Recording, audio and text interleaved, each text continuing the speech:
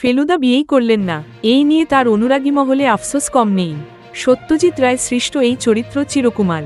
তরুণ প্রজন্মের কথা ভেবে চরিত্র সৃষ্টি তার, তাই লেখকের গোয়েন্দা অবিবাহিত, এমনই জানিয়েছিলেন সত্যজিৎ।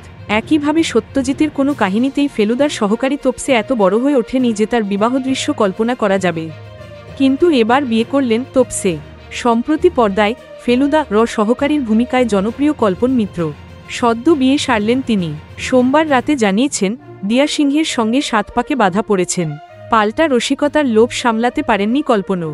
মৃদু হেসে জানিয়েছেন, আমরা 2 মলাটে আর পর্দায় চিরকুমার। বাস্তবে ফেলুদার চরিত্রাভিনেতা বিবাহিত, এবার আমিও। দিয়া পূর্বপরিচিত কি না জানতে চাইতেন তোপসে সাবধানী। কল্পনের সাফ জবাব, কাছের মানুষদের জানাবো বলেই সমাজ মাধ্যমে বিয়ের ছবি দিয়েছি, এর বেশি কিছু নয়। বিয়ে বিষয়টা ভীষণ ব্যক্তিগত, তাই এর বাইরে কিছু বলতে চাই না। অভিনেতা বরং নিজের কাজ নিয়ে কথা বলতে বেশি স্বচ্ছন্দ। জানিয়েছেন অভিনয়ের বাইরেও তিনি অন্য পেশায় যুক্ত। কল্পন বলেছেন, অভিনেতাদের রোজ তো কাজ থাকে না, অভিনয়ের পাশাপাশি তাই বিশ্ববিদ্যালয়ের সঙ্গীত সংগ্রহশালায় চাকরি করি। আবার 22 এপ্রিল থেকে কমলেশ্বর মুখোপাধ্যায়ের পরিচালনায় নতুন ফেলুদার শুটিং শুরু হবে। এবার সৃজিত মুখোপাধ্যায়ের ব্যাটন কমলেশ্বর মুখোপাধ্যায়ের হাতে।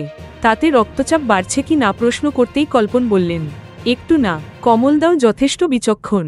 মনে হয় খুব বেশি পরিবর্তন তিনিও ঘটাবেন না, পুরোটাই বুঝতে পারব শুটিংয়ে গিয়ে।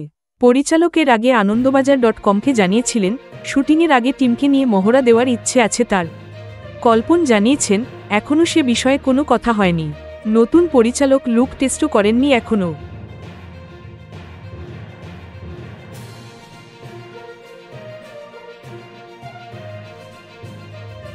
Thank you so much for watching our videos.